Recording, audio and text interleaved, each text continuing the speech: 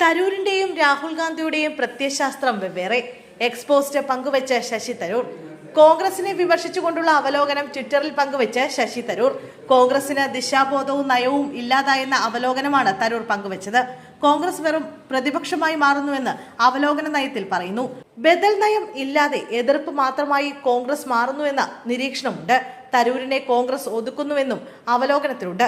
പാവങ്ങളുടെ മിശികയാകാൻ നോക്കിയ കോൺഗ്രസ് BJPക്ക് മുന്നിൽ പരാജയപ്പെട്ടു. നിരീക്ഷണം യാഥാർത്ഥ്യമെന്നും ചിന്താപരമെന്നും തരൂർ വിലയിരുത്തുന്നു. തരൂർ മൻമോഹൻ സിംഗ് അടക്കമുള്ള നേതാക്കളുടെ വിചാരധാരയുടെ പ്രതീകമെന്നും അവലോകനത്തിൽ പറയുന്നുണ്ട്. ശശി തരൂരും രാഹുൽ ഗാന്ധിയും തമ്മിലുള്ള വ്യത്യാസം കോൺഗ്രസിനുള്ളിൽ നിലനിൽക്കുന്ന രണ്ട് പ്രത്യയശാസ്ത്ര പ്രവണതകളെ പ്രതിഫലിപ്പിക്കുന്നു.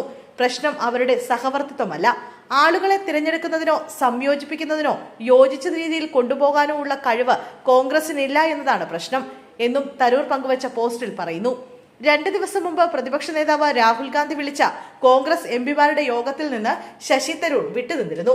പാർട്ടിയുടെ സുപ്രധാന യോഗങ്ങളിൽ നിന്ന് തരൂർ വിട്ടുനിൽക്കുന്നത് ആവർത്തിക്കുന്നതിൽ നേതൃത്വത്തിന് അതൃപ്തിയുണ്ട്. MP എന്തുകൊണ്ടാണ് യോഗത്തിന് എത്താത്തതെന്ന് അറിയില്ല എന്നാണ് കോൺഗ്രസ് ചീഫ് വിപ്പ് പറഞ്ഞത്. വ്ളാഡിമിർ പുടിന്റെ സന്ദർശന വേളയിൽ രാഷ്ട്രപതി വിളിച്ച അത്താഴ വിരുന്നിൽ അടക്കം തരൂരിന്റെ സാന്നിധ്യം വലിയ ചർച്ചയായിരുന്നു. പ്രതിപക്ഷ നേതാവ് രാഹുൽ ഗാന്ധിക്ക് ഉൾപ്പെടെ ക്ഷണം ഇല്ലാതിരിക്കുകയായിരുന്നു തരൂർ വിരുന്നിൽ പങ്കെടുത്തത്. തിരുവനന്തപുരം കോർപ്പറേഷൻ പിടിച്ച BJP അഭിനന്ദിച്ച് കോൺഗ്രസ് നേതാവും തിരുവനന്തപുരം MPയുമായ ശശി തരൂർ രംഗത്തെത്തിയിരുന്നു.